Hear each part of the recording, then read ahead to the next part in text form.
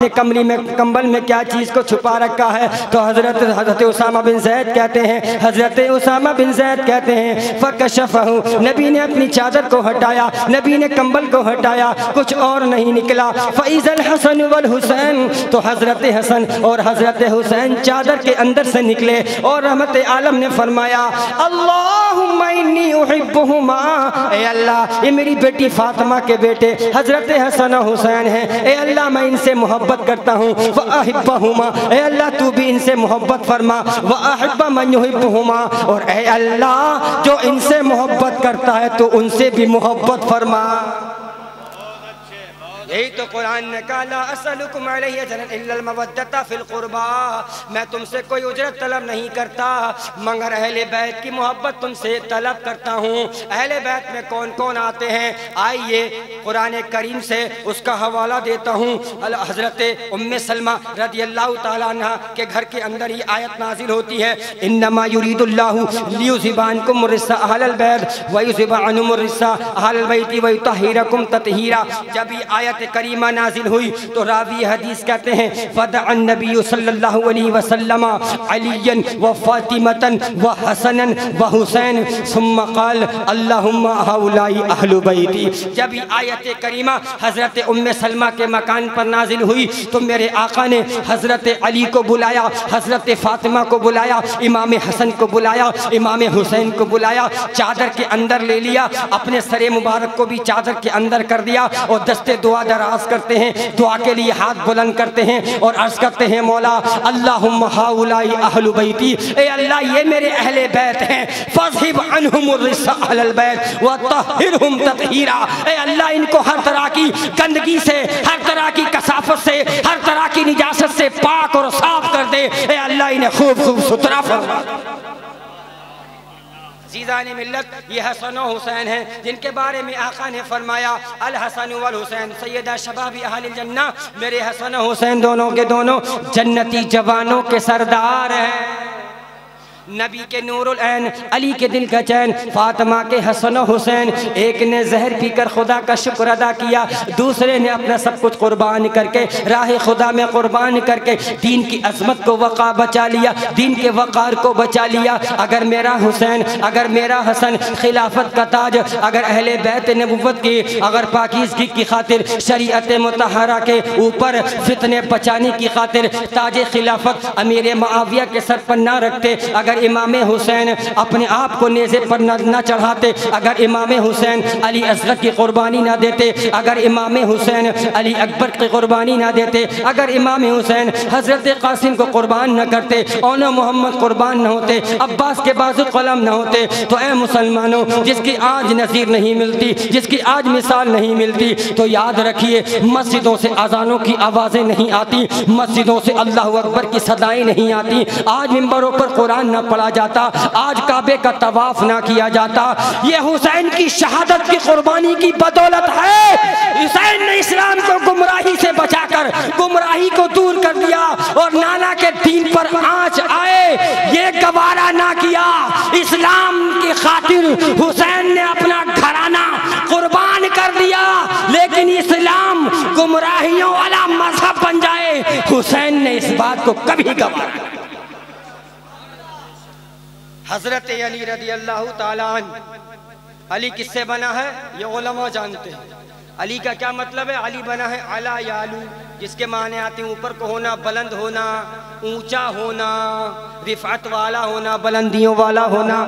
اور حضرت علی کی ذات کتنی بلند ہے، کتنی بلند ہے کہ جب میرے آقا نے سن ہجری 8 میں کعبے کو فتح کیا، جب میرے آقا خانہ کعبہ سے معبودان باطل کا صفایا کر رہے ہیں، آپ نے ارشاد فرمایا این علی ابن ابی طالب، حضرت علی شیر خدا ہیں، عرض کرتے ہیں آقا میں حاضر ہوں۔ فرمایا اے علی جو یہ ایک بت رہ گیا ہے اس بت کو تم توڑ دو، علی تم میرے کاندھے پر سوار ہو جاؤ اور اس بت کو صاف کر دو۔ حضرت علی عرض کرتے ہیں یا رسول اللہ یہ کیسے ہو سکتا ہے، میرے ماں باپ آپ کی عظمت پہ قربان، ارے کاندھا نبی کا ہو اور قدم علی کا ہو، یہ کیسے ہو سکتا ہے؟ آقا آپ میرے کاندھے پر سوار ہو جائیے اور اس بت کو توڑ دیجئے۔ میرے آقا نے ارشاد فرمایا اے علی تو ایک چیز بھول رہا ہے، تو بار انسانی تو اٹھا سکتا ہے، بار بشریت تو اٹھا سکتا ہے، لیکن بار نبوت نہیں اٹھا سکتا۔ علی تو میرے کاندھے پر سوار ہو جا۔ اے کے اندر پاڑا کے غیور مسلمانوں، میں آپ سے یہ پوچھنا چاہتا ہوں کہ وہ نبی جو اشارہ کر دیں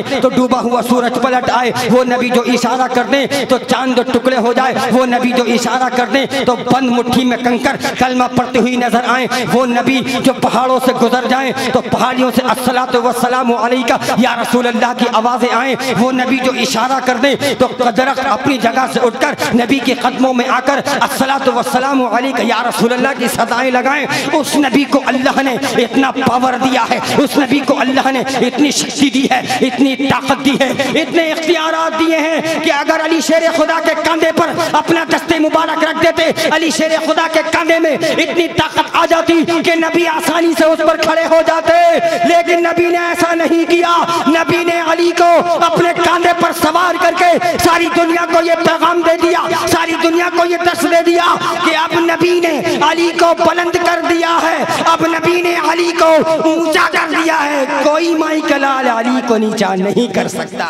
علی کو کوئی نہیں گرا سکتا، علی کو جو اللہ کے نبی نے وہ بلندی عطا فرمائیے۔ اسی لیے تو شاعر کہتا ہے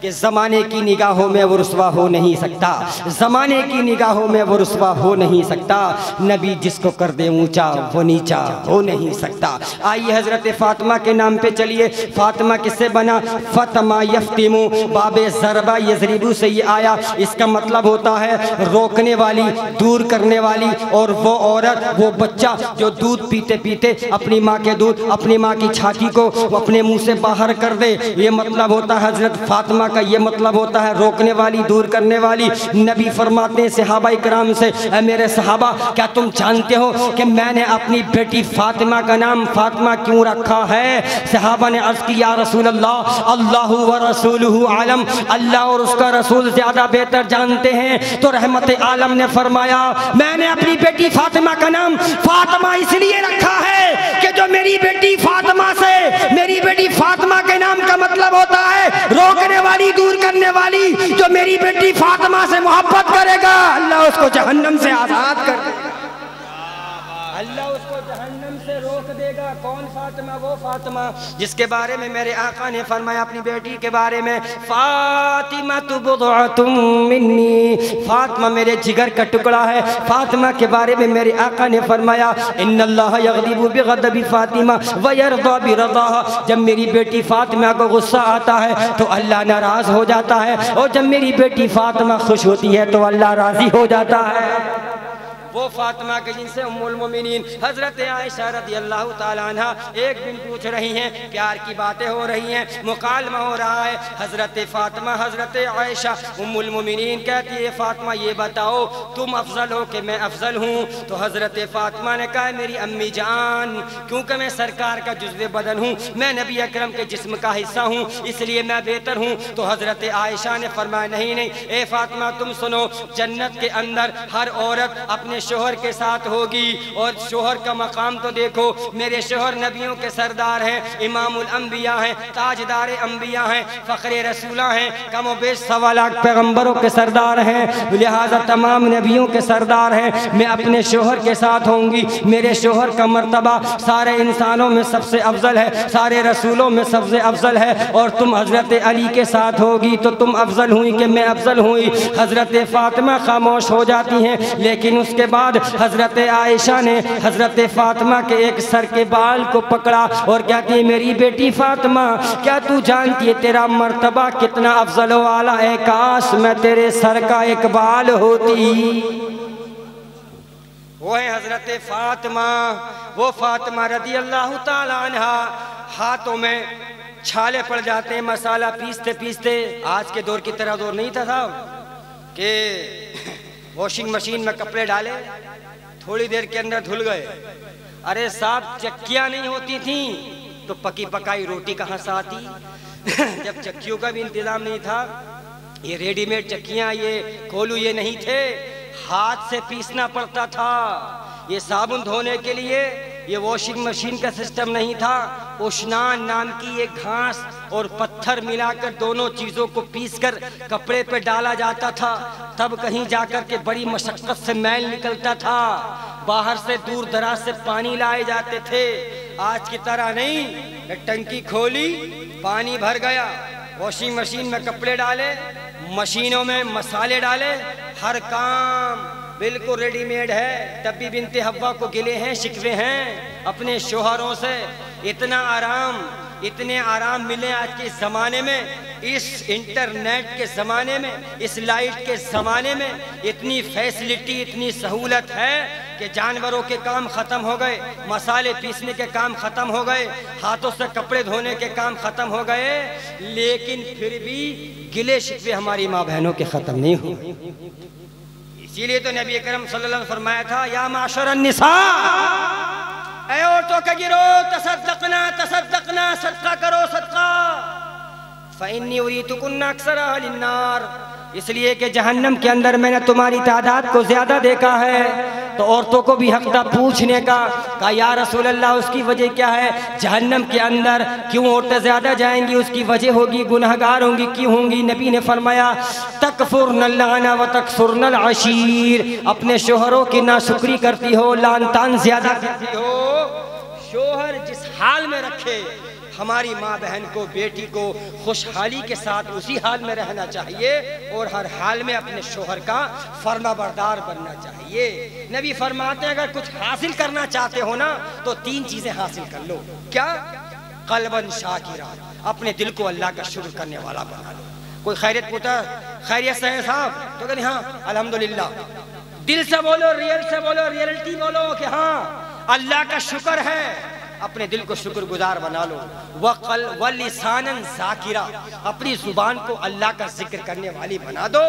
وَزَوْجَةً مُعِینَةً عَلَىٰ أَمْرِ الْآخِرَةِ، اگر کوئی چیز گھر کے اندر لانا چاہتے ہو تو ایسی چیز، ایسی عورت لاؤ جو دین کے کاموں میں تمہاری مدد کرے۔ ایسی مت لاؤ جو خود بھی IPL دیکھے، جو خود بھی کرکٹ و میچ دیکھنے کی شوقین ہو اور تمہیں بھی وہ دکھانے کی کوشش کرے، کیونکہ نبی فرماتے کہ عورت سے نکاح 4 وجہ سے کیا جاتا ہے، یا تو اس کے مال کی وجہ سے کیا جاتا ہے، یا اس کے حسن و جمال کی وجہ سے کیا جاتا ہے، یا اس کے خاندان کی وجہ سے کیا جاتا ہے، یا اس کی دیندار ہونے کی وجہ سے کیا جاتا ہے۔ فَاظْفَرْ بِذَاتِ الدِّینِ، تو نہ تم مال دیکھو، نہ خاندان دیکھو، نہ حسن و جمال دیکھو، اگر دیکھنا ہے تو عورت کا دیندار ہونا دیکھو۔ اگر تم نے دیندار ہونا پسند کر لیا تو تم کامیاب ہو جاؤ گے، اور اگر یہ نہیں دیکھا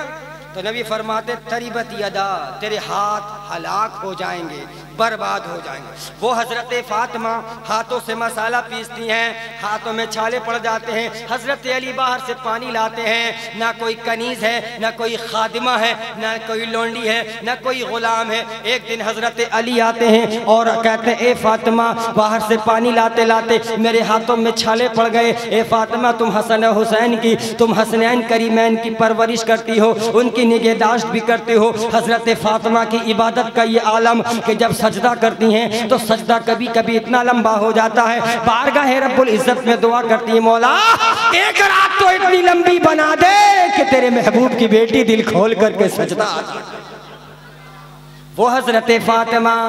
ایک دن حضرت علی کہتے ہیں کہ بہت سارے خادمائیں غلام ملے ہیں، تمہارے والد میرے آقا نبی محترم خادم اور غلام تقسیم کر رہے ہیں، لہٰذا ایک خادمہ تم بھی لے لو، گھر کے کام کر دیا کرے گی، پانی لے آیا کرے گی، حسنین کریمین کو تیار کر دیا کرے گی، ان کی نگہداشت کرے گی۔ حضرت فاطمہ نے کہا ہونا چاہیے، دستک دی، بارگاہ نبوت میں حاضر ہوئیں، سرکار اتفاق سے کاشائے نبوت میں حاضر نہیں ہیں۔ حضرت عائشہ ام المومنین سے ملاقات ہوتی ہے، کہا بیٹی بتاؤ کس لیے آنا ہوا؟ تو حضرت فاطمہ نے آنے کا سبب بتا دیا۔ حضرت عائشہ نے کہا آنے دیجئے میرے شوہر نامدار کو، آنے دیجئے نبیوں کے امام کو، میں بھی تمہاری سفارش کروں گی اور میں بھی یہی کہوں گی کہ حضرت فاطمہ کو خادمہ ملنی چاہیے، حضرت فاطمہ کو لونڈی ملنی چاہیے، حضرت فاطمہ کو کنیز ملنی چاہیے۔ رحمت عالم تشریف لاتے ہیں، حضرت عائشہ نے آنے کا سبب بتایا، رحمت عالم حضرت علی کے گھر کی طرف کو چل پڑے۔ حضرت فاطمہ سے فرمایا فرماتے ہیں اے میری بیٹی فاطمہ